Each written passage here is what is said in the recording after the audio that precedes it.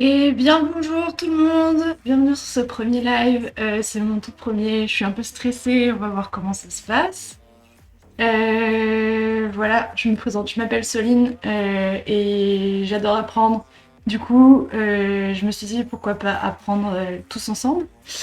Donc aujourd'hui on va faire la toute première édition d'un nouveau concept. Enfin je sais pas si c'est nouveau, si ça se trouve ça existe déjà, hein, on n'en sait rien. Je connais pas suffisamment l'univers du stream pour savoir si ça existe déjà, mais ça m'amusait, du coup je me suis dit why not. Donc l'idée elle est super simple, c'est qu'on va... je vais aller sur Wikipédia, prendre un article au hasard, et puis on va voir ce qu'on peut apprendre sur le sujet pendant 1 heure, au moins 1 heure, peut-être qu'on fera plus si vraiment le sujet est super intéressant et que on a envie d'aller voir plus loin, bah on le fera, mais je me donne à peu près 1 heure pour faire le tour du sujet, regarder un peu tout ce qui se passe, enfin tout ce qu'il y a d'intéressant à dire. Du coup, voilà. Je regarde juste l'heure qu'il est pour l'instant, ouais, 14h40, ouais, on se laisse jusqu'à 15h40, 16h, si ça vous va. Ok, alors du coup, normalement j'ai déjà ouvert la page Wikipédia. Est-ce que normalement vous voyez maintenant? Ok. Alors, du coup, je suis sur la page principale de Wikipédia. Oh, intéressant, j'aurais bien aimé regarder ça. Enfin, je connais déjà, du coup, en fait, il met toujours un article labellisé par jour. Et là, c'est intéressant, c'est sur l'album des Pink Floyd. Mais on va pas regarder ça parce que je connais déjà trop. Enfin, j'adore les Pink Floyd, je suis pas une fan inconditionnelle non plus, mais je connais bien cet album. Ça me rappelle des cours de physique, entre autres. Du coup, on va aller regarder. On va prendre un article au hasard. Bon, je préviens tout de suite, si jamais l'article est un peu trop polémique, ce genre de choses, je prendrai un autre article. Mais bon, il y a quand même énormément d'articles sur Wikipédia, donc la chance pour que je tombe sur un truc pas ouf, elle est quand même réduite. Alors, c'est parti, on se lance. Elsa Fräulein SS. Oh punaise. Yes, je parlais de trucs polémiques et on tombe sur un article sur les nazis. Yes. Ok, est-ce qu'on change? Ça a l'air de parler d'un film, donc on peut peut-être repartir sur autre chose, sur d'autres choses sur le cinéma. Je vais changer, je suis désolée, je me sens pas de regarder ce genre de choses. Je suis désolée. Ok, alors là, on parle de fossiles. Donc, Humerosoma multispina, unique représentant du genre Humerosoma, est une espèce fossile d'araignée aranéo. Il y a beaucoup trop de mots, je pense qu'on va pouvoir aller regarder plein de choses intéressantes parce qu'il y a beaucoup de mots techniques et du coup c'est sûr qu'on va pouvoir regarder enfin aller dans le détail de ces mots-là pour essayer de bien comprendre de quoi on parle. Ok, alors je regarderai peut-être après l'article en anglais parce que celui-là est pas très très fourni. Je sais pas s'il est. Effectivement, il y a juste une référence, donc ok. Donc ça doit parler d'un fossile en particulier. Ah non, c'est une espèce. C'est donc une espèce d'araignée. Je vais pas aller regarder les images, je suis un peu arachnophobe, donc je préfère éviter. Bon, on va quand même regarder ce que c'est que aranéomorphe, parce que... Oula. Anaéromorphé est un... Bon, on va regarder peut-être ce que c'est. Et des pteridiosomadés. Ok.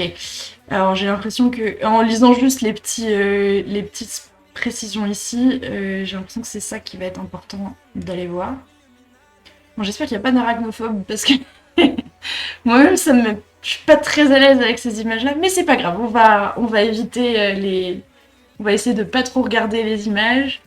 Bon, après, ce ne sont que des bestioles, mais qu'est-ce qu'elles ont de particulier? Donc, c'est un sous-ordre d'araignée, l'Abidognata. Bon, bref.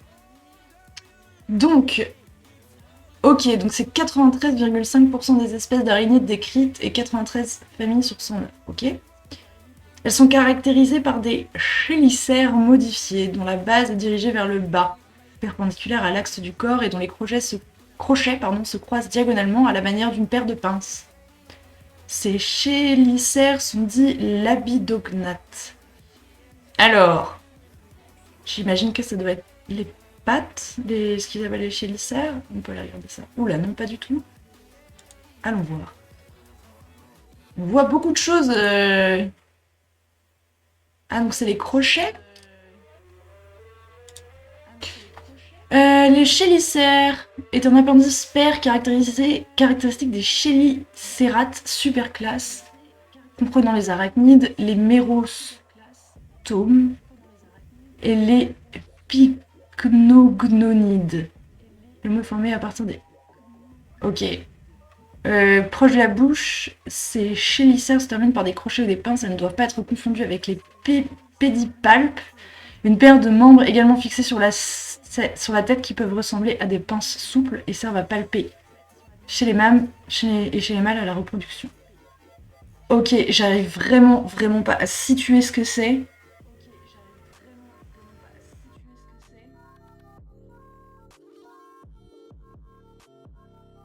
C'est... D'accord, alors ça ressemble du coup à une espèce de pince. Du coup, si on revient sur notre... Ouais, on voit pas du tout à quoi ça ressemble. Hein. On voit pas du tout ce que c'est. J'arrive pas à me représenter où est-ce que ça se situe sur la bestiole. Ah, ça serait ça du coup. Ok, ce petit truc là. Ok. Donc on a vu ce que c'était. Ok, je suis pas sûre qu'on va continuer sur Araneomorphae parce que... D'ailleurs on dit Morphée ou Morphae? Non, on dit Morphée. Et ça doit être... Né. Je ne sais pas. Ok, on va continuer peut-être là-dessus, là sur le chélicère, ça a l'air assez intéressant. Il y a plein d'autres mots, en particulier ça parle d'autres éléments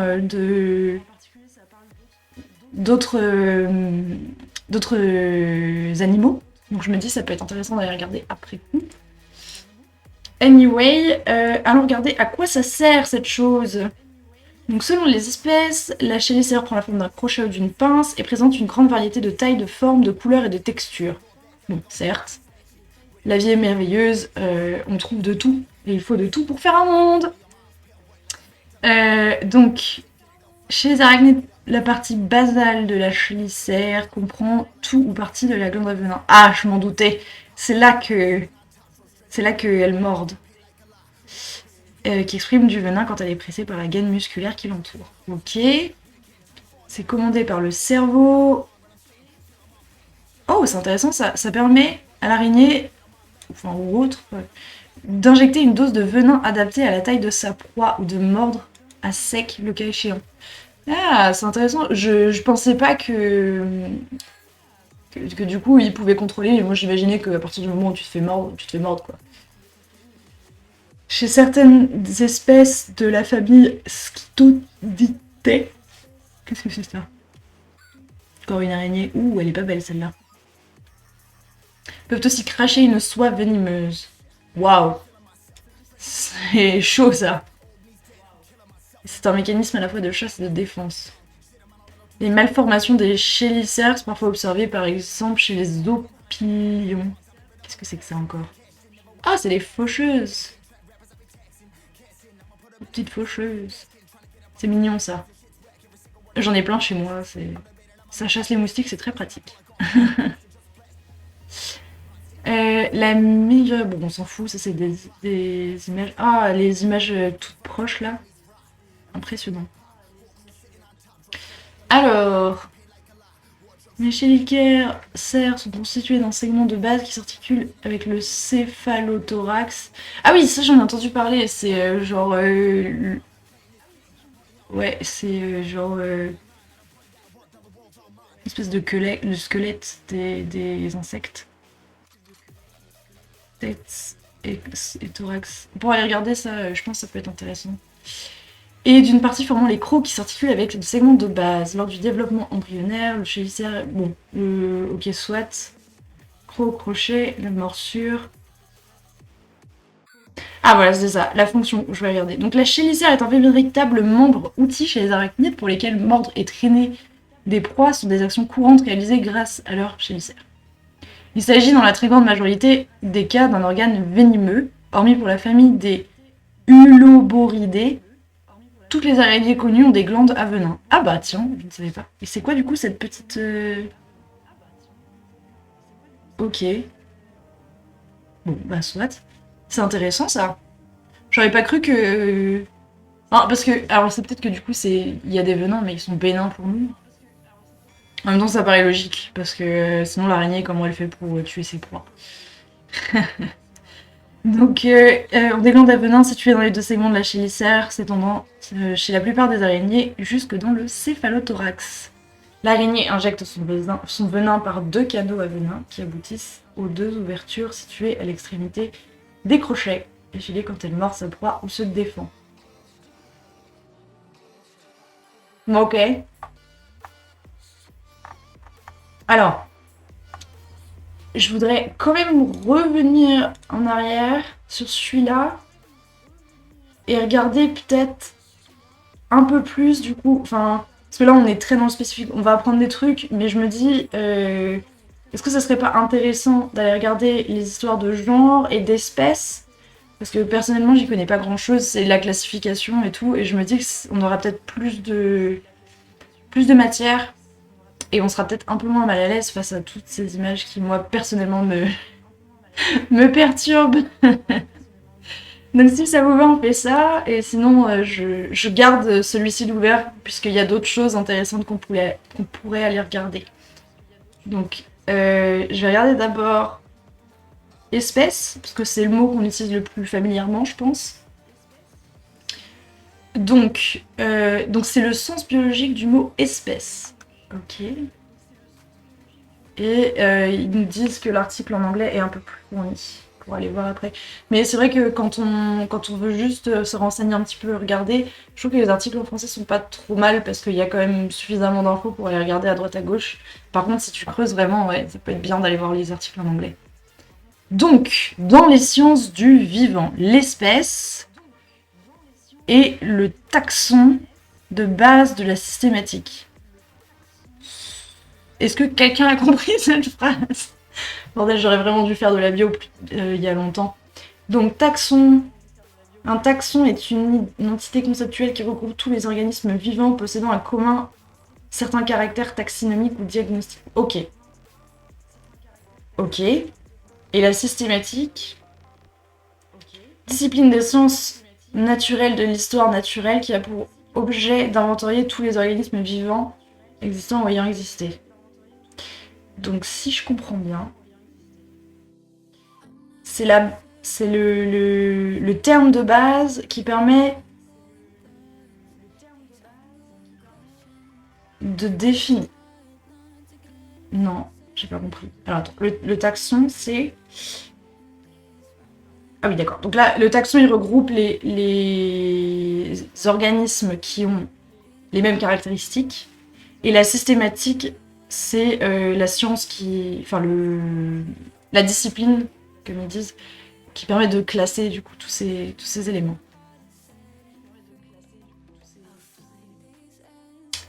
Donc, c'est le niveau 0, si je comprends bien, par rapport au schéma à côté. C'est vrai que j'essaie de comprendre cette phrase, mais en fait, il y a un schéma qui l'explique très bien à côté. L'espèce, du coup, c'est le niveau 0. Donc on peut... Est-ce que c'est la même chose qu'une race, du coup? Parce que on a, je pense aux chiens, par exemple, où on a plein de races de chiens différents. Est-ce que c'est la même chose, du coup? Pardon, je suis désolée. Pas beaucoup dormi cette nuit. Du coup, ouais, on dit que un chien, ça serait un genre ou une famille? Je ne sais pas. Si on va regarder chien, Espèce. Ah.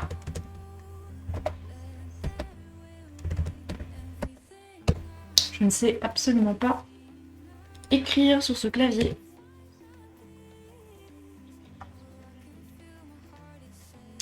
Chien. Ah bah merde, il y a des sous-espèces. Je vais quand même vérifier, j'espère que vous voyez bien tout ce que je raconte depuis tout à l'heure. Ok, c'est bon. La sous-espèce. Mais pourquoi maintenant il y a des sous-espèces? Ah, bordel. Ah. Donc on a l'espèce ici et encore en dessous on a la sous-espèce. Ok. Donc c'est une sous-espèce domestique du loup. Oh, intéressant. Mais du coup, moi j'ai envie de voir s'il y a encore un truc en dessous de la sous-espèce parce que sinon je vais être perturbée. Ok, donc c'est un rang inférieur à l'espèce. Bon, jusque-là ça se tient. Rang inférieur. La sous-espèce est le dernier rang taxonomique officiel en zoologie. Elle ne doit pas être confondue avec d'autres ensembles au sein de l'espèce. La variété ou la forme sont les rangs qui viennent après l'espèce en botanique ou en mycologie. Ce sont des populations ou individus ou des individus isolés naturellement ou non, qui ont acquis de fait des caractéristiques physiques différentes. De l'espèce de référence, mais n'ont pas évolué génétiquement de façon suffisamment significative pour atteindre un stade qui justifierait de décrire une sous-espèce à part entière. Je remercie Kinaxo pour ton follow. Bonjour. Je suis désolée, je suis vraiment nouvelle pour ça, du coup je suis pas très à l'aise, mais merci. Donc, moi je voulais regarder du coup si c'était différent. Ah voilà, c'est là, la race et la sous-race. Moi c'est... Oh mon dieu, c'est vraiment violent, la sous-race c'est tellement péjoratif. Mais bon, on parle de biologie, donc ça n'a rien à voir. Donc, la race et la sous-race sont des taxons informels. D'accord. Donc, c'est pas dans la nomenclature zoologique, c'est ce qu'ils disent là. Ah, mais on peut peut-être aller regarder ça pour avoir un truc plus clair. Ils servent à désigner des animaux principalement domestiques ou les races géographiques à défaut d'un rang de variété. C'est vrai qu'on parle pas beaucoup de races pour des animaux sauvages. Enfin, remarque... C'est vrai, enfin, j'essaie de réfléchir, mais par exemple, les éléphants, on sait qu'il y a les éléphants d'Asie, les éléphants d'Afrique, machin. Mais on dit pas que ce sont des races différentes, on dit vraiment que ce sont des espèces différentes. Alors que pour, je pense aux chevaux, tu vas dire c'est un cheval de race pur sang arabe, c'est un cheval de race pur sang anglais et compagnie. Je crois qu'il y a pur sang dedans, me demandez pas pourquoi. Mais bref, du coup, on parle pas de race pour les animaux sauvages, donc c'est marrant de se dire, ouais, ils disent principalement domestique, mais du coup, je pense que effectivement, c'est quand même quelque chose de très pas humain, mais comment on dit, anthropocentré, quand c'est centré sur l'humain. Bref. Ok, on projette ça.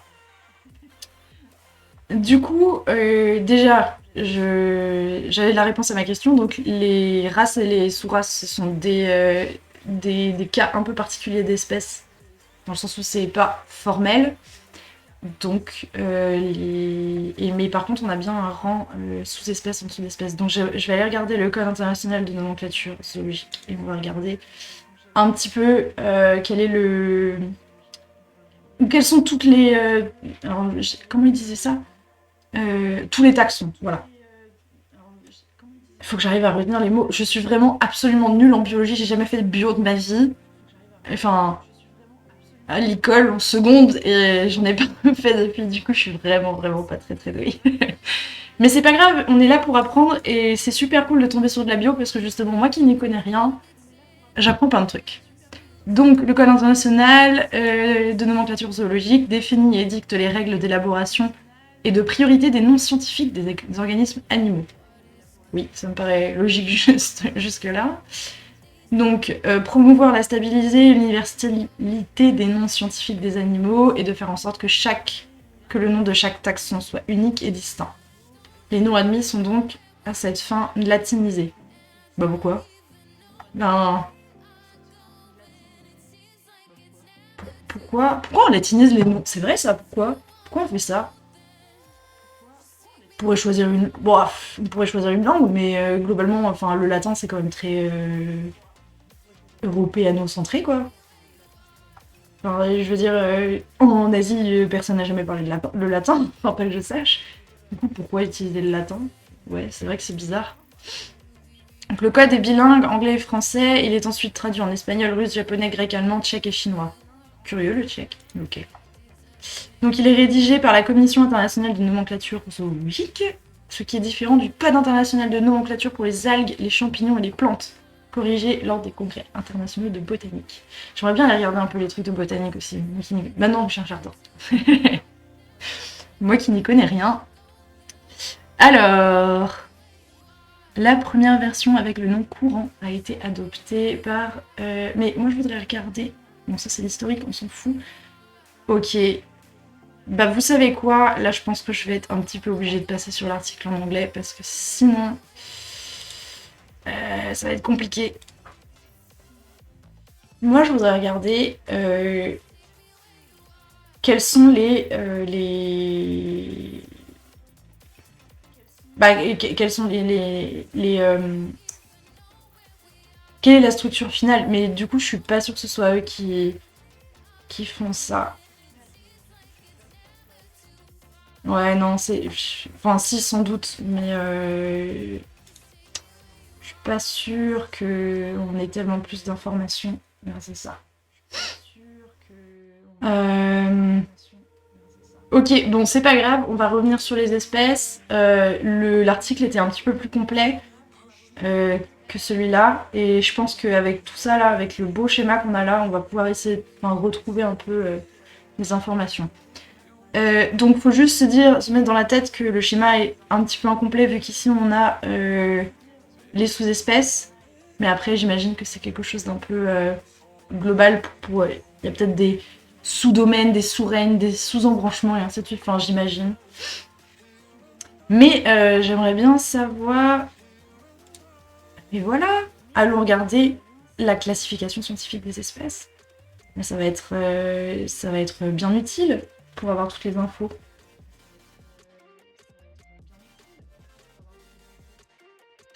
Du coup, je suis désolée, j'ai un pote qui se fout de ma gueule par message. je te zute, monsieur Chal.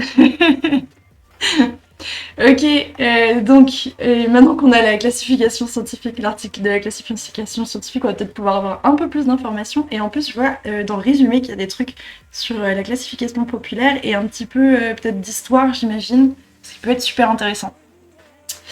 Alors, dans les sciences du vivant, la classification scientifique des espèces, classification biologique, correspond autant à la systématique. Donc ça, c'est ce qu'on a vu tout à l'heure. Hein. C'est la systématique, c'est la discipline qui cherche à classifier justement tous les éléments du vivant.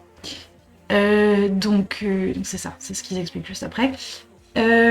Correspond autant qu'à la systématique qu'à la taxinomie. Alors par contre ça Alors la taxinomie c'est peut-être du coup lié au taxon.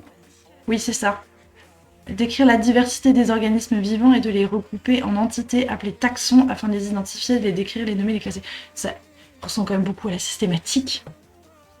Quelle est la différence entre les deux? Ah, donc la systématique inventory. Non, bah non, du coup, vu qu'après ils disent c'est pour classer le vivant.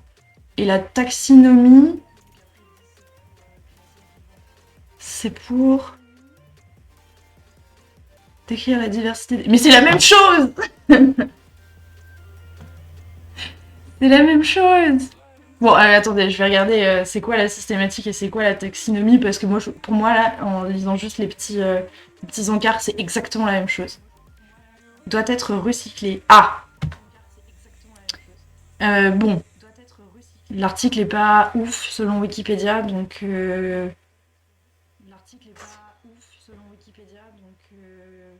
On va quand même regarder, parce que j'aimerais bien savoir ce qu'il est... Bon. Quelle est la différence entre les deux? Mais en fait, je peux demander à mon ami Google, peut-être. Bio... Différence taxonomie et pneumatique. Ah, ça va me poser la question a priori, merci Google.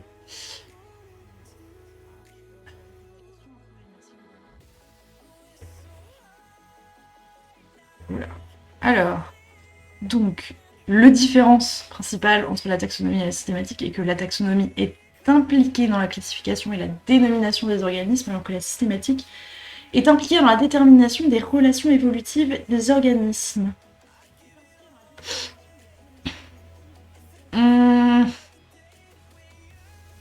Not sure I understand this. Ça m'a l'air quand même compliqué. Mais c'est sur l'article Wikipédia de la taxonomie. Allons regarder. Différence entre taxonomie et systématique. Merci Wikipédia de toujours avoir la réponse à mes questions. C'est pas vrai, tu l'as pas toujours, mais de temps en temps. Alors, taxonomie est inséparable de la systématique. Cette dernière étant définie comme l'étude de la diversité et des relations évolutives entre les organismes vivants ou fossiles. Donc, c'est inséparable.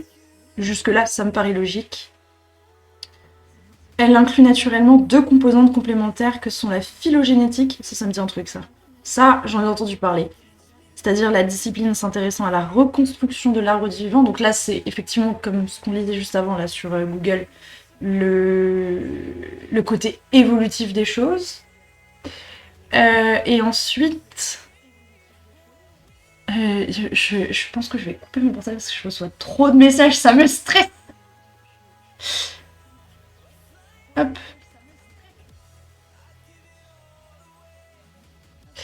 Alors, je viens de recevoir ton message, Colin, mais il se trouve que je ne vois pas les messages du chat. Alors, je vais regarder, mais... Ah, mais oui, mais alors, je suis vraiment désolée, il y avait un problème, j'essaie de regarder sur mon téléphone et il se trouve que je ne voyais rien. Je suis vraiment désolée. Ta.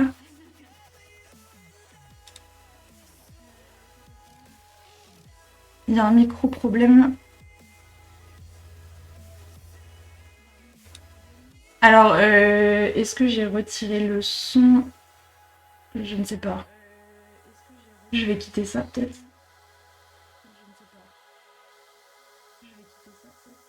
Est-ce que c'est mieux maintenant? Après, je tourne avec mon micro dégueu de mon PC, donc c'est peut-être pour ça que c'est tout pourri. Quoi qu'il en soit, merci à vous de regarder. Je suppose que c'est Valentin et Colin. Ok, et bah on va continuer. Donc on était sur la différence entre taxonomie / taxinomie, a priori les deux mots marchent, et la systématique. Donc la systématique s'occupe de reconstruire l'arbre du vivant, donc la partie évolutive, on va dire des espèces, du monde vivant. Et la taxonomie produit des classifications formelles. Ah, ça m'aide pas beaucoup. Donc la manière dont la taxonomie doit prendre en compte les résultats de la phylogénétique est d'ailleurs source de vives controverses méthodologiques et surtout philosophiques. Bon.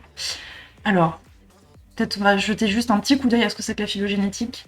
Franchement, je sais pas si j'ai vraiment tout oublié, c'est pas possible. Alors, tribu, famille, clan, l'ensemble des liens de parenté entre les êtres vivants et ceux qui ont disparu. Mais du coup, pour moi, encore une fois, c'est la même chose que la systémique. Alors, la systématique, c'est l'étude de la phylogénétique, si je comprends bien. Et du coup, la taxonomie, ce serait la formalisation de la systématique. Peut-être.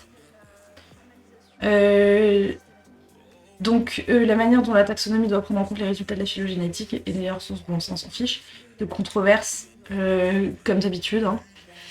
Dans la pratique, le terme systématique désigne aussi bien la méthode utilisée. On dira par exemple la systématique phylogénétique que le résultat obtenu avec cette méthode. La systématique des agaricales, c'est quoi ça? Ça doit être un exemple, oui, c'est un exemple. dans le sens concret de résultat. Les deux sciences sont peu distinctes et souvent confondues car pratiquées simultanément par les mêmes personnes. Les taxonomistes ont de tout temps été nommés systématiciens car après avoir étudié et décrit des organismes, ils ont tout naturellement essayé de les classer. D'accord. À partir du bas niveau des espèces. Ok. Ok. Ce qui utilise surtout le sens de méthode. Les phylogénéticiens, notamment, nomment souvent le résultat classification, parfois taxinomie, par abus de langage, surtout dans les disciplines non biologiques. Ok.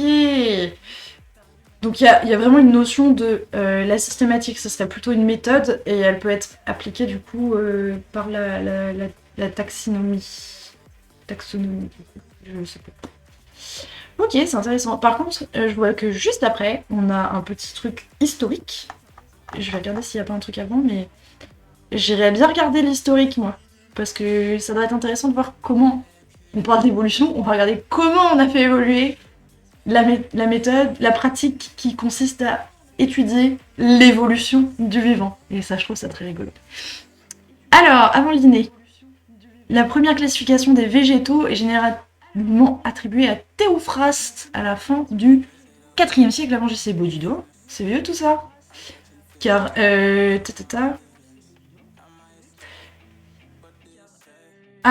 vous t'entends encore? Bah nourris bien tes chats. Ok, bah s'il y a un problème... C'est bizarre, moi je m'entendais pas quand je rec.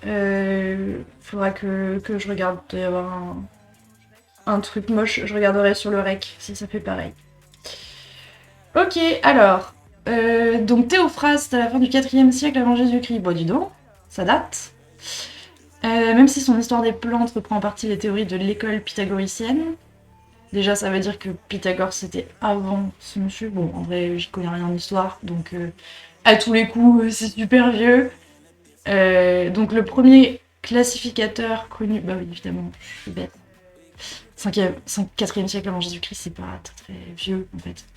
Donc le premier classificateur des animaux connu des animaux fut Aristote dans le traité Histoire des animaux. Ok.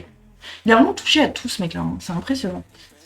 Celui qui est traditionnellement présenté comme le père de la science emprunte la distinction à Démocrite, en divisant les animaux en deux classes, ceux qui ont du sang et ceux qui n'en ont pas. Ok. Ah, genre les insectes, peut-être. J'imagine. Et du coup, fait comment pour les moustiques? Parce que parfois les moustiques, ils ont du sang, vu qu'ils en ont mangé. Et parfois, ils en ont pas. Du coup, est-ce qu'ils sont dans le sang ou pas dans le sang? Selon ta classification, monsieur Aristote. Je ne te demande pas de me répondre. Je sais que de là où tu es, tu ne peux pas me répondre. Ok, alors, il sous-divise les animaux à sang rouge en 5 classes. 5, et non pas 5. Quadrupèdes, vivipares, cétacés, oiseaux, quadrupèdes, ovipares et poissons. Bon, jusque-là, c'est pas trop mal. Par contre, je me rends compte que je sais pas ce que ça veut dire vivipare et ovipare. Et les animaux assemblant en 4 groupes. Mollusques, testacés, crustacés et insectes. C'est quoi ça?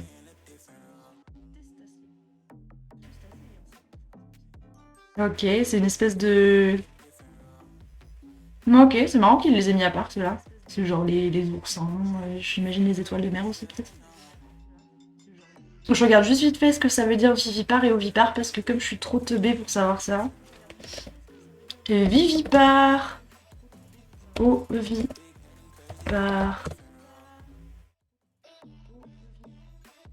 Qu'est-ce que c'est? Qu'est-ce que c'est? Ovipare. Dans les différentes espèces animales, la femelle pond... Bah oui, oh là là.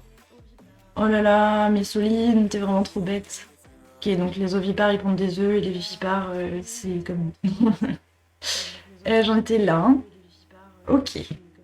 Donc ça, c'était la première classification. Et ça date. Et du coup, la deuxième, la suite, c'est seulement au XVIIIe siècle? Putain. Donc ça veut dire qu'entre le 4e siècle avant Jésus-Christ et le 18e siècle, il n'y a rien eu de nouveau. Non, j'y crois pas, Pas une seule seconde. Mais du coup, on a ce monsieur Carl von Linné qui posa les fondations de la systématique et fut l'auteur d'une classification dont les grands principes furent à la base de la systématique scientifique jusqu'au milieu du XXe siècle. Ok. Augustin de Candolle, bien que comme la méthode de Jussieu...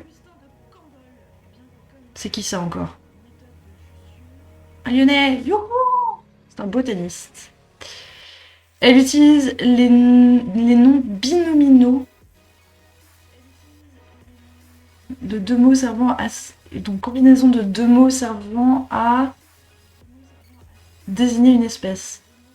Nom générique et ensuite un genre. Ah oui, oui, oui, c'est les Félix, parce que c'est un chat-chat. Voilà. Ok, ça paraît logique. J'imagine que ça a surtout du sens pour les plantes, enfin, pour les animaux, Félix, quoi. Mais c'est pas grave, c'est rigolo.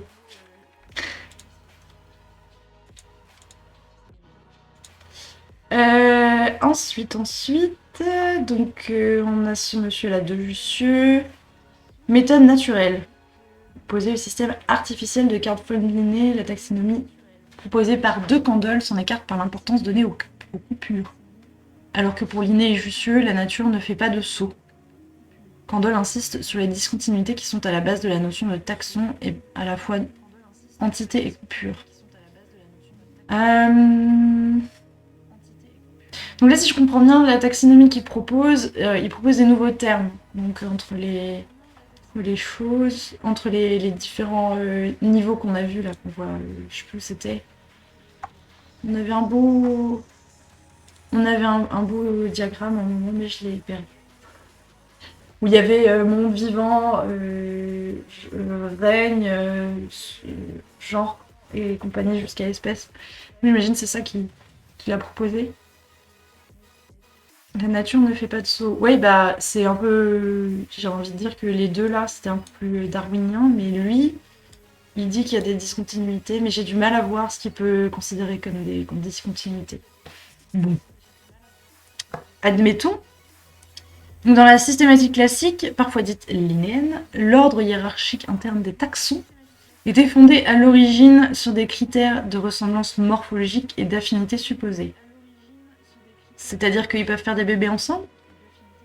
Ouais, j'imagine que ça doit être ça.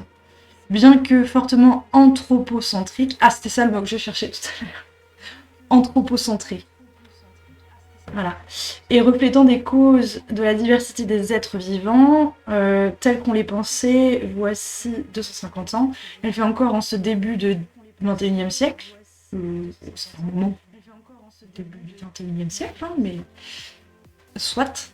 Partie du bagage culturel commun de tous les naturalistes, mais par la suite, au fur et à mesure de l'avancée des connaissances, notamment à partir des travaux de Jean-Baptiste de Lamarck et Charles Darwin, cet ordre a rapidement eu l'ambition de donner par surcroît une image de l'évolution. Ah ok, je pense que je commence à comprendre. Il y a d'un côté classer les animaux dans des cases pour dire ah ben on a l'espèce on a le genre félin, dans le genre félin on a les lions, on a les tigres, on a les chats, et parmi les tigres on a je sais pas le tigre du Bengale, on a le tigre machin, le tigre de Sibérie, le machin. Et ça serait plutôt du coup la taxinomie.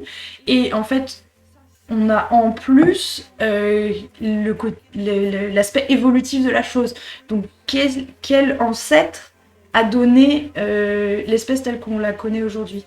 Du coup, il y a deux choses bien à dissocier. J'ai un peu du mal toujours à mettre le mot sur lequel est lequel, entre la taxinomie et la systématique. Alors j'ai vraiment l'impression que la systématique, c'est vraiment le côté méthodique de la chose. C'est genre, ok, je prends un animal, quelle est sa couleur, est-ce qu'il a des poils, est-ce qu'il a des plumes, est-ce qu'il a un bec, quel type de bec, et compagnie. Ça serait plutôt la systématique.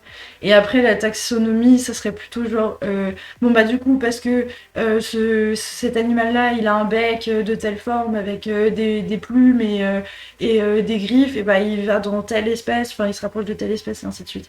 Et du coup, j'imagine qu'à partir de la taxonomie, on peut peut-être se dire il y a peut-être une notion d'évolution.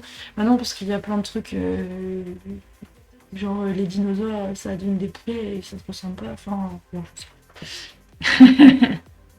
Mon cerveau est en train de faire boum là. Ok, alors. Du coup, l'anthropocentrisme fut battu en brèche avec Charles Darwin, qui recommande le 24 novembre 1859, c'est très précis, une classification purement généalogique. Ah bah c'est ça. Ah bah oui, du coup on a l'aspect généalogique et l'aspect descriptif quoi. S'il y a eu évolution, les espèces doivent être classées selon leur degré d'apparentement évolutif. Mais il faudra attendre près d'un siècle pour que l'élimination des taxons polyphylétiques devienne consensuelle. Ça veut dire quoi polyphylétique? Ça doit... Ok. Assemblage d'organismes excluant leur ancêtre commun le plus récent. Ok. En revanche, des interprétations divergentes du terme généalogique chez Darwin comme distance partistique, la somme des longueurs des branches qui joignent deux points sur un cologramme ou un phylogramme. Donc c'est le... Si j'ai bien compris, c'est le... C'est tout le chemin sur l'arbre évolutif qui mène à une espèce. Donc chaque branche, en gros, s'y rajoute. Morphologique.1, il n'est pas possible de calculer cette distance sur un cladogramme ou un chronogramme. Ok. Donc ça permet, j'imagine, d'évaluer les différences entre deux êtres vivants. Par exemple, si vous voulez savoir à quel point on est différent d'un champignon, bah, il suffit de remonter jusqu'à notre ancêtre commun. Bon, il va falloir remonter très très loin, et à mon avis, on n'a pas les informations. Voilà, faut remonter, et puis après, faut redescendre jusqu'au champignon. Et après, ça, la somme pour remonter pour redescendre, ça nous donne la distance partistique. Ça me paraîtrait assez logique, tout au moins. Ou bien comme récence relative du dernier ancêtre commun a donné naissance à deux courants intellectuels opposés en taxonomie, respectivement l'évolutionnisme et le cladisme. Donc, l'évolutionnisme, je pense que je connais, c'est le côté Darwin, voilà, enfin, les poules ne font pas des chats, hein. Ça évolue petit à petit, mais par contre le cladisme... Donc la classification phylogénétique ou classification cladistique est un système de classification des êtres vivants qui repose sur la phylogénie, issu d'une école de la taxonomie appelée systématique phylogénétique ou systématique cladistique ou cladisme. Bah du coup, non, j'ai pas compris ce que c'était la différence entre l'évolutionnisme et le cladisme. On va aller regarder ça. Systématique évolutionniste. Donc la systématique évolutionniste est aussi appelée est une école de systématique, plus particulièrement de taxonomie, qui a pour finalité d'établir une classification phylogénétique en tenant compte à la fois de la généalogie des espèces et de leur distance phénotypique, notamment leurs différents plans d'organisation. Je pense que c'est ce qu'on a vu juste avant là. Ah non, distance patristique, c'est pas la même. Donc l'évolutionnisme est représenté par un arbre phylogénétique ou phylogramme. En biologie, le terme évolutionnisme est également utilisé pour désigner l'ensemble des théories de l'évolution, darwinisme, mutationnisme, néo-darwinisme, neutralisme, expliquant la transformation des espèces au cours des âges.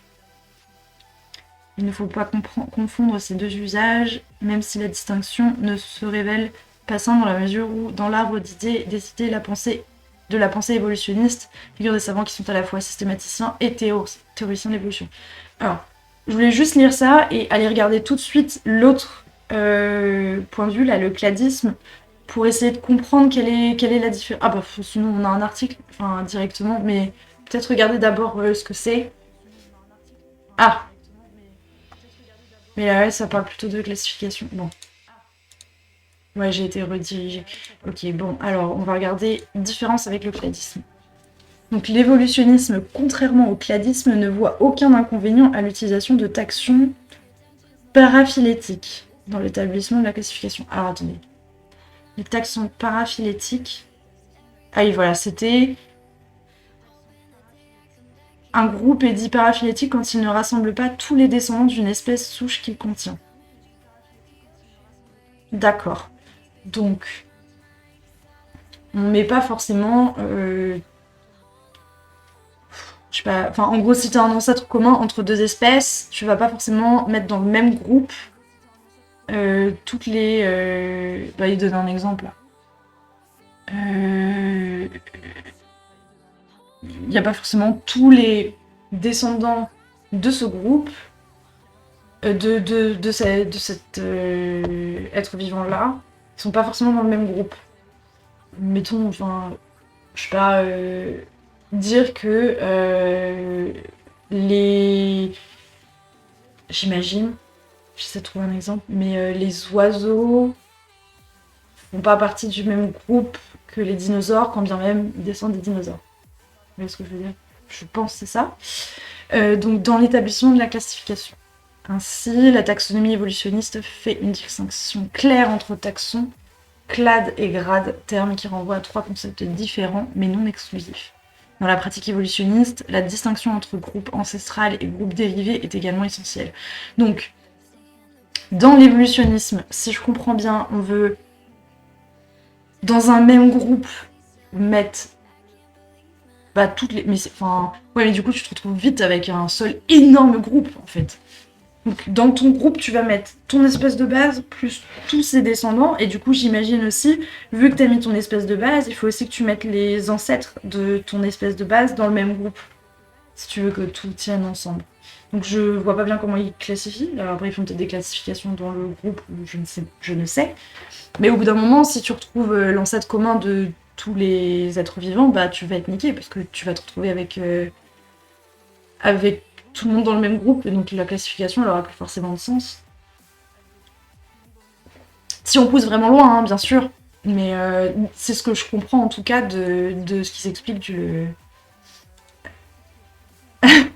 T'as tout compris vraiment, Valentin, ou c'est... Alors Todd, du coup, est-ce qu'il est plus proche de l'humain ou du champignon? Bah, je dirais que peut-être du coup c'est l'ancêtre commun de l'humain et du champignon, et que du coup faut qu'on trouve un Todd pour pouvoir remonter depuis l'humain jusqu'à lui, et après on comptera ce qu'il y a jusqu'au champignon, et on aura enfin, après de longues années de recherche, la distance truc muche, là j'ai oublié, je vais retrouver. La distance patristique, j'étais pas seulement la distance patristique entre l'humain et le champignon, et je pense que ça c'est une question essentielle auquel il faut répondre. Voilà, j'espère que ça a répondu à ta question. Tout du moins, je te donne mon avis. N'hésite pas à donner ton avis également. Alors, j'en étais où? La systématique évolutionniste. Donc, on a vu un petit peu. Je vais pas aller trop dans les détails parce que j'aimerais bien discuter avec ou mettre genre deux taxonomistes. Donc ils font le même métier, hein, mais qui ont juste pas la même vision. Un qui est évolutionniste et un qui est cladiste. Alors du coup, je suis pas sûre que c'est comme ça qu'on dit, mais globalement qu'ils soient pas d'accord, et j'aimerais bien entendre leurs arguments parce que je pense que c'est des points de vue bien particuliers, et mon idée de me dire, bah si tu veux pas, si tu dois intégrer les ancêtres et les descendants dans le même groupe, bah au bout d'un moment tu te heurtes à un problème, mais peut-être qu'il y a beaucoup de choses, il y a trop de trucs que je ne sais pas, qu'on n'arrivera jamais en fait à ce niveau-là. Il y a des chances d'ailleurs. On remonte jamais à la première petite molécule, petite micro-bactérie qui a donné ce que l'on est aujourd'hui. Alors on a vu un petit peu la partie sur Darwin, maintenant les développements modernes. Je vous rappelle qu'à la base on est parti d'une araignée, hein, mais même pas d'un fossile d'araignée. J'essaie d'éviter, je suis partie parce que les araignées, pas trop mon truc quand même. On en a appris quelques mots quand même. Donc dans la deuxième moitié du XXe siècle, donc là c'est très récent, la systématique dite phylogénétique s'est développée à partir d'une méthode de reconstruction qui a connu un développement foudroyant, la cladistique, initiée par, donc c'est ce qu'on voyait, par Will Henning en 1950. Cette méthode est fondée globalement sur des relations évolutives, pour laquelle le critère fondamental du choix de la classification est qu'elle doit refléter strictement la phylogénie, c'est-à-dire les degrés d'apparentement entre espèces. La notion même d'une telle phylogénie est une conséquence de la théorie de l'évolution et du succès prédictif des arbres phylogénétiques, une des preuves de cette théorie. Donc là, on a déjà quand même pas mal creusé ce point-là, hein, au final, en allant regarder un peu ce que c'était le cladisme et l'évolutionnisme. Donc je pense que, pour le coup, en lisant ce truc, ça c'est clair pour moi. Hein. Donc d'importants progrès en génomique ont ont été permis par l'analyse génétique automatique et le développement des outils et modèles informatiques qui imposent et permettent la redéfinition de certaines espèces ou groupes d'espèces et permettraient une meilleure connaissance et suivi des espèces. Alors, il y a un truc, je pense, qui doit être super intéressant, c'est d'aller regarder s'il y a des informations sur comment ils font les analyses génétiques, parce que je trouve ça absolument fascinant. J'aimerais bien que... Donc, ébauche concernant la médecine. Alors, du coup, c'est pas sûr qu'on ait beaucoup d'infos. L'article est assez court, effectivement. Fichtre. Eh ben, mais c'est pas grave, on a une petite liste des types d'analyses, et du coup, on pourra les regarder éventuellement comment ça se passe pour chacun. Donc, une analyse génétique est une technique d'analyse du génome des cellules d'un organisme. Génome, bon, je ne saurais pas donner d'explication claire parce que je suis encore une fois nulle en bio. Donc le génome est l'ensemble du matériel génétique d'une espèce codé dans son acide désoxyribonucléique, l'ADN, hein, à l'exception de certains virus dont le génome est constitué d'acide ribonucléique, l'ARN, dont on entend beaucoup parler en ce moment. Donc c'est genre... pour faire une analogie que j'ai souvent entendue, c'est genre les lignes de code qui définissent qu'est-ce que tu es, pourquoi t'es... Enfin, qui va dire constante couleur des yeux égale le bleu. C'est du CSS de toi, en fait. Et du coup... Alors, je vois que... du coup, Toad et Mario forment un groupe polyaffilié... Mais pourquoi t'écris des mots compliqués? Polyphylétique. Oui, polyphylétique. Bah du coup, oui, bah si on suit la logique qu'on a vue avant, ouais, si effectivement Todd est l'ancêtre commun de l'homme et du champignon, mais oui, je sais, mais c'est le arrobas qui m'a perturbée. Et du coup, ouais, si on suit la logique du cladisme, pardon. Il est facile à retenir celui-là, le cladisme. Bah oui, du coup, ouais, les deux là, ils font c'est le même groupe.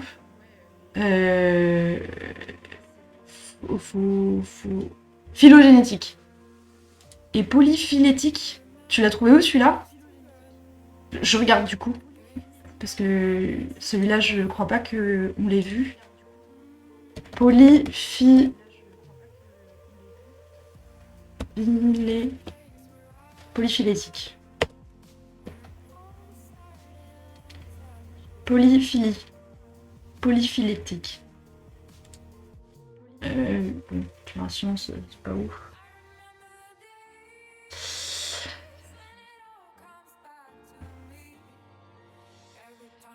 Ah, ok, donc c'est quand il n'y a pas le...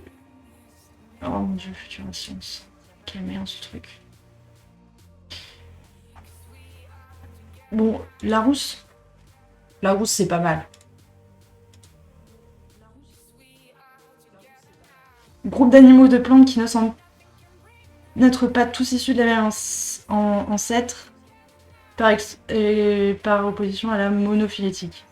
Bah oui, mais en même temps, enfin... Alors, c'est un mot très compliqué, mais oui, effectivement, c'est le cas pour ces deux-là. Et c'est le cas, du coup, si on suit la logique complexe de ce que j'ai compris, en tout cas, du cladisme. Parce que si tu pousses au bout, bah, globalement, si on doit tous être dans le même groupe, bah, ce sera un groupe polyphylétique. Parce que si on a vraiment tous un ancêtre commun... ce qui me paraît très logique, bah, l'homme, les abeilles, les fougères et tout, bah, au final, on vit tous dans le même groupe. Donc on est dans un groupe polyphylétique. Continuons avec analyse génétique, j'en étais. Donc, on a différentes... Voilà, c'était ça les techniques que je voulais aller voir. Donc RFLP, réaction en chaîne par polymérase, séquençage de l'ADN, cytogénétique karyotype. Bon, bah écoutez, on peut aller jeter un œil à chacune d'entre elles, ça m'a l'air assez intéressant. Donc il y en a quelques-unes qui me titillent l'oreille dans le sens où je les ai déjà entendues. Le cariotype, ça me dit quelque chose, le séquençage. Donc je vais plutôt aller regarder celles que je connais pas, parce que bon, le but c'est... Enfin, que je connais pas, dont j'ai jamais entendu parler, c'est... le but c'est quand même d'apprendre de nouvelles choses. Donc, polymorphisme de longueur des fragments de restriction. J'adore le nom. Le polymorphisme de longueur des fragments de restriction est utilisé dans deux sens, comme une caractéristique des molécules d'ADN permettant de les distinguer les unes des autres, comme la technique de laboratoire qui utilise cette caractéristique pour différencier ou comparer les molécules d'ADN. Moi, c'est ça que je veux, hein. C'est la technique de laboratoire. Cette technique est utilisée pour la réalisation d'empreintes génétiques dans les tests de paternité. Donc, étape. Extraction de l'ADN. Ça paraît logique. Une hydrolyse de l'ADN par une... Ah, on dit une enzyme. Je pensais que c'était un enzyme. Bah écoutez, je mourrais moins bête. Enfin, je me coucherais moins bête ce soir. Donc, une enzyme de restriction. Séparation des fragments de restriction par électrophorèse sur gel d'agarose. Il y a des mots qui me font des petites étoiles dans le cerveau là, qui me rappellent des bons vieux TP là. Je me souviens avoir fait ce genre de truc et avoir entendu ces mots en TP de chimie et compagnie. Hein. Bon, j'ai plus aucune idée de ce à quoi ça correspond, mais ça me dit quelque chose. Merci beaucoup d'être venu, Valentin. Repose-toi bien.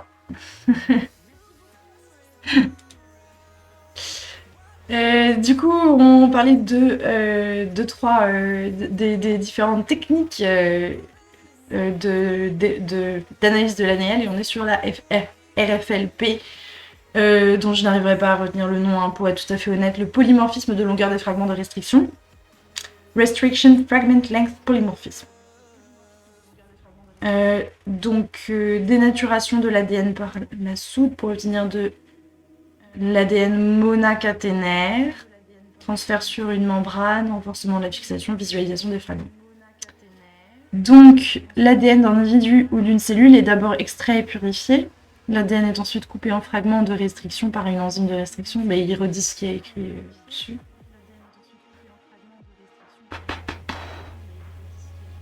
Les fragments d'ADN ainsi obtenus, nommés fragments de restriction, sont ensuite séparés selon leur longueur par électrophorèse sur gel d'agarose. Le gel obtenu est ensuite analysé par Southern's blotting. Ok. Révélé avec une ou plusieurs sondes. Ah, c'est très compliqué, beaucoup trop compliqué pour moi ça, hein, mais je vais peut-être... Est-ce que... Donc c'est une caractéristique des molécules d'ADN permettant de les distinguer les unes des autres. Ok, donc techniquement, ce qu'ils font, c'est juste séparer les différentes molécules pour... Ah! Ah mais oui, en fait c'est tout simple. Ils comparent vraiment deux ADN.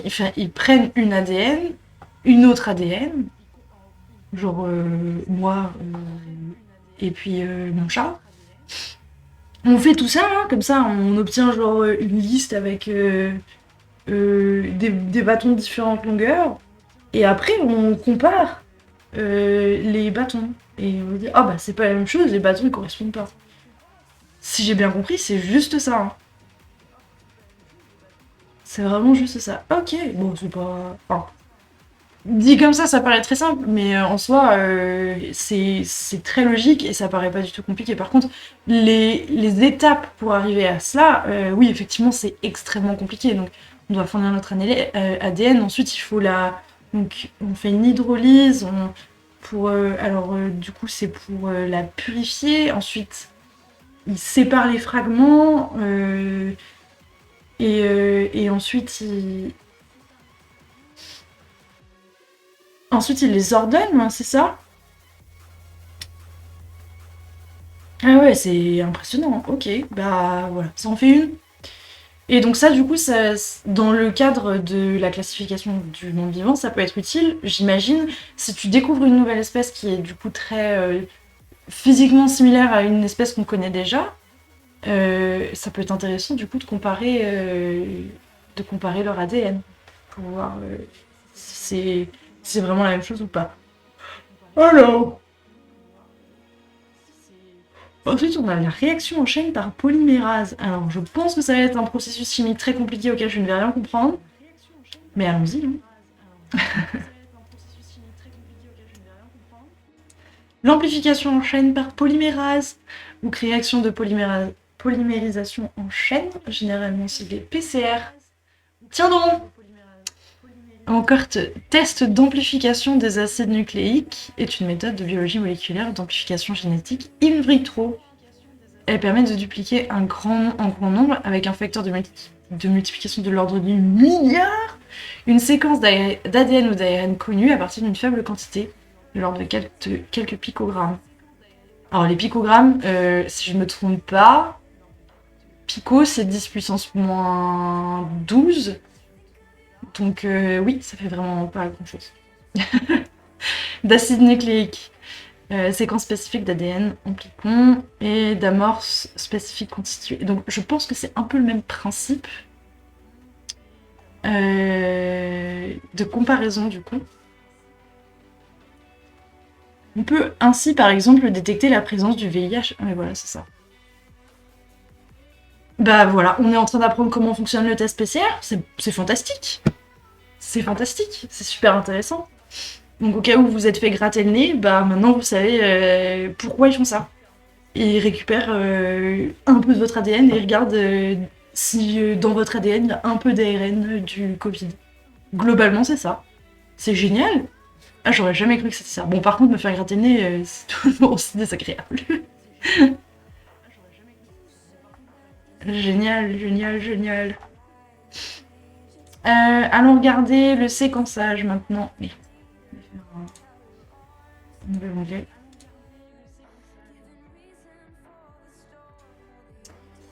Le séquençage de l'ADN consiste à déterminer l'ordre d'enchaînement des nucléotides pour un fragment d'ADN donné. Hop.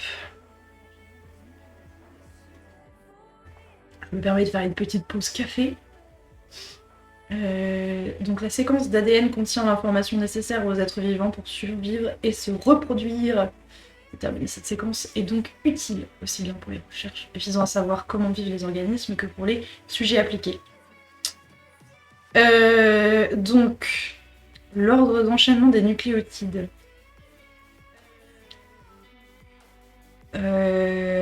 Oui. C'est quoi un nucléotide? Qu'est-ce que c'est que ça? Alors, le nucléotide est une molécule organique qui est composée d'une base nucléique, d'un ose. Ok, allez, on va regarder vite fait. À mon avis, c'est vraiment très basique, donc une molécule organique qui est composée d'une base nucléique. Qui c'est qui m'agresse?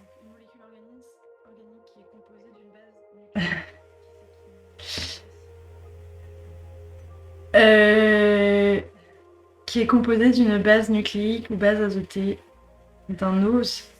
C'est pas un ose. Monomère des glucides. Ok, c'est juste un truc avec 3 atomes de carbone. Soit. Donc un ose à 5 atomes de carbone dit pentose. Ouais, jusque-là, ça se tient, non? Dans l'association... Enfin... Ah, mais vous vous souvenez de ce truc, là, quand on était au lycée, qu'il fallait apprendre la nomenclature, là? Ou avec les hall, Ah, j'ai oublié. Anne, et ça faisait mettre, être propre, but... Pent, end, je sais plus quoi. C'était trop chiant. J'étais trop nulle à ça. Bref. Dont l'association forme un nucléoside et enfin de 1 à 3 groupes phosphate. Donc, c'est juste une molécule un peu particulière avec un pentose et après des molécules à base de phosphate et d'oxygène du coup. J'ai l'impression. Ouais. Ok. Donc globalement, il y a du carbone, de l'oxygène, de l'hydrogène et du phosphate. Donc c'est bon, j'ai le nucléotide, c'est bon, c'est juste une molécule particulière, soit. Et du coup, j'imagine que les différents nucléotides, là, ça va être les TAGC. Donc si on revient là, TAGC, nucléotide dans l'ADR, oui, c'est ça. Donc on a DAMP, DGMP, TMP et DCMP. TAGC. Et du coup, donc il y a purine, donc l'adénine, la guanine, la thymine et la cytosine. Cytosine, guanine, adénine et thymine. Ok, bah voilà. Donc on est codé avec ces 4 petits trucs-là. Et donc dans notre ADN, on va essayer de regarder dans quel ordre elles s'enchaînent, ces différentes molécules. Donc la séquence d'ADN contient l'information nécessaire aux êtres vivants pour survivre et se reproduire. Bref.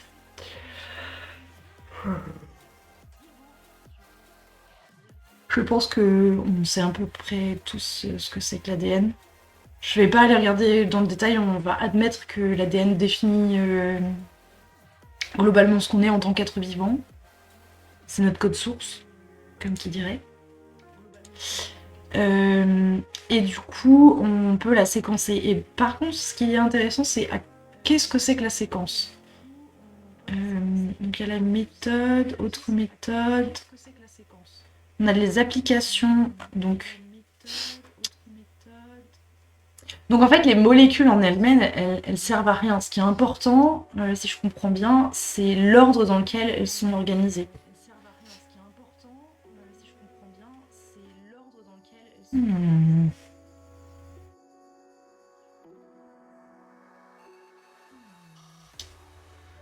D'accord, d'accord.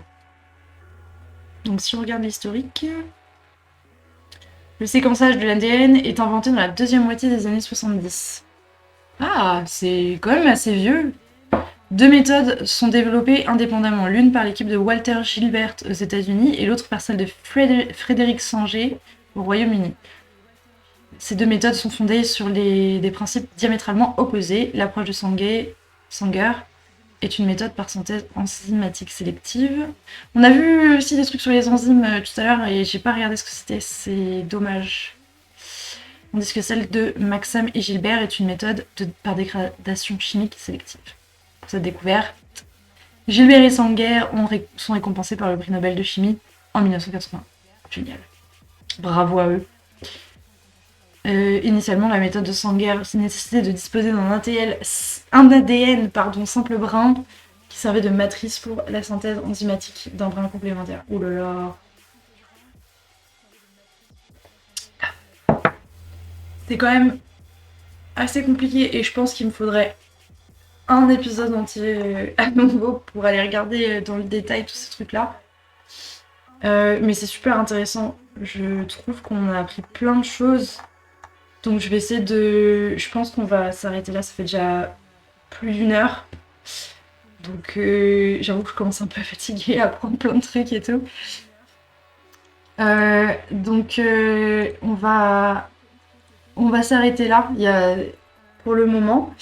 J'espère que vous avez apprécié. Donc je rappelle un petit peu, on a démarré sur un fossile d'araignée particulier.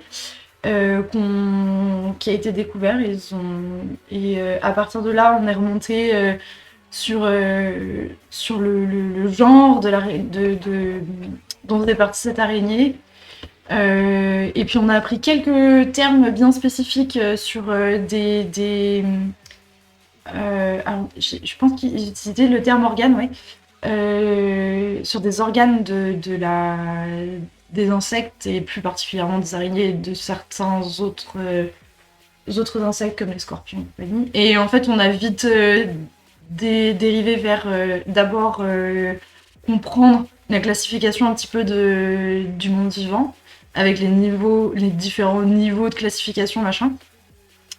Et puis ensuite, on a regardé un petit peu l'évolution des méthodes de classification, comment tout ça s'est construit, quels ont été les différentes méthodes. On a longtemps cherché la différence entre systématique, taxinomie, cladisme, évolutionnisme, tout ça. Il y avait beaucoup de termes bien complexes. Enfin, en soi, qui sont pas que des termes complexes, mais qui renvoyaient à des choses un peu complexes. On a mis beaucoup de temps à comprendre, enfin, en tout cas, j'ai mis beaucoup de temps à comprendre ce que c'était que les différences entre la taxonomie ou la taxinomie et la systématique, et puis ensuite le cladisme versus l'évolutionnisme. Mais je pense que maintenant c'est à peu près clair sur ces points-là. Et puis on a fini, en fait, je sais même plus comment on en est arrivé là, mais on a fini en regardant des méthodes de comment analyser de l'ADN, quoi. Et on a découvert comment fonctionnait le test PCR, et ça, c'est quand même pas rien. Vous pourrez aller. La prochaine fois que vous ferez un test PCR, vous saurez pourquoi. Et vous saurez à quoi ça sert. Voilà, c'était tout pour moi. J'espère que ça vous a plu. Je pense que je referai pas la semaine prochaine, peut-être en journée la semaine prochaine, ou alors dans tous les cas, le premier live régulier, ce sera, je pense, je vais vous dire ça, le 16 septembre ou quelque chose comme ça. Ouais, je crois que j'ai noté ça. Le 16 septembre, à partir du 16 septembre, ce sera tous les jeudis. Et puis après, ben voilà, ce sera tous les jeudis. Et puis sinon, ce sera un peu surprise la semaine prochaine, en fonction de mes envies. Voilà, j'espère que ça vous a plu. Et je vous souhaite une bonne fin de journée. Enfin, une bonne journée parce qu'il est quand même encore un peu tôt. Merci beaucoup. Allez, ciao!